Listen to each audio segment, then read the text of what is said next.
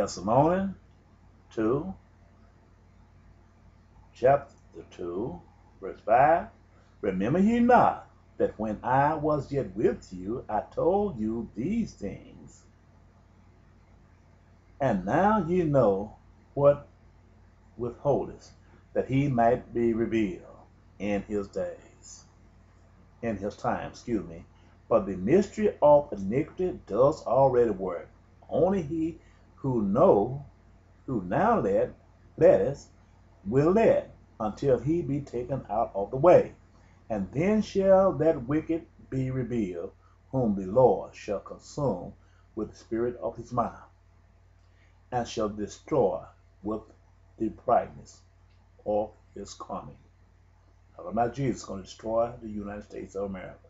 Even him whose coming is after the works of Satan, with all power and signs and lying wonders, and with a deceivableness of unrighteousness in them that perish, because they receive not the love of the truth, that they might be saved. And of this cause God shall send them strong delusion, that they shall believe a lie. This is what is happening in the Middle East. Hillary Clinton told the people, come to John a democracy. John McCain said, we want a victory. They called them terrorists over there. All of these things that they done. There is evidence, we saw the evidence of Saddam Hussein, what they did to him. It was alleged when they overran Saddam Hussein temple or his mansion, they found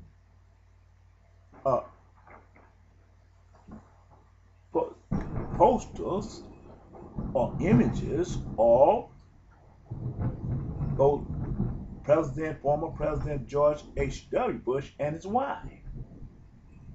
But yet they removed these from this after they overran him, but the son came back and hung him. This is what happened. So it shows you they believe a delusion. The same man that pretended that this is for you, at the later day when they get in and you don't continue to serve them, only thing they know is bring in sinister measures, slay you. This is what he's talking about. They believe in delusion, but once you get caught up in the realm and serve their God, then their God is the God of death. They live by the sword. You cannot break that bound because you have made a commitment and sold yourself for naught. Let me go to other parts here, and I want to read this because I got to get to what the part that are there. These are the words that Jesus spoke to his men, to Paul.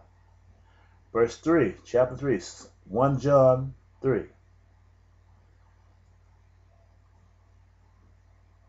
I'm going to begin at verse 2 since my time is limited. Of chapter 3, 1 John. It said, beloved, now are we the sons, beloved. Now we are the sons of God, and it does not yet appear what we shall be. But we know that when he shall appear, we shall be like him, but we shall see him as he is. And every man that has this hope in him purifies himself even as he is pure. Whosoever committeth sin transgress also the law. This is the law of Moses. This is the one they planned on taking and democratizing the world, destroy the law of Moses that God gave to Moses. And you know that he was manifested to take away our sins, and in him is no sin. Whosoever abideth in him said it's not. Whosoever sinneth has not seen him, neither known him. Little children, let no man deceive you. He that does righteousness is righteous, even as he is righteous.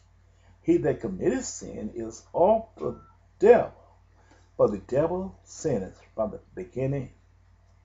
For this purpose the Son of God was manifested, and he might destroy the works of the devil. That he might destroy the works of the devil. Now, we want to go a little bit further because I want to read some of this with you. I'm going to go to John 4. It says, verse 1, Beloved, believe not every spirit, but try the spirit whether they are of God, because many false prophets are gone out into the world. Hereby know ye the Spirit of God. Every spirit that confesses that Jesus Christ is come in the flesh is of God. And every spirit that confesses not that Jesus Christ is come in the flesh is not of God. And this is the spirit of Antichrist. Wherefore ye have heard that it should come, and even now already is it in the world. You are of God, little children. You are of God, little children, and have overcame them, because greater is he that is in you than he that is in the world. The Spirit of God, which dwell in his peoples over in the Middle East, as the seed of Abraham, is greater than the United States of America, which is the spirit is in the world, the spirit of flesh. This is what he's talking about. Jesus dwelled in them because they are in them, because they are the vessels of God that was created from the foundation of the earth. Jesus went to the cross and he gave them the law of Moses, and if they abide in the law, then Jesus will abide in them, because they become the vessels of the law which God gave to Moses. But if they allow the spirit of the world, which is the man, a democratized spirit, an ancestor law of the flesh, if they take and abandon the law of Moses and go for the spirit of the flesh, which is in the world, then they abandon everlasting life and turn away to eternal destruction. This is what that means. Let me see if there's another part here, and I'm gonna have to go. Now I'm gonna go back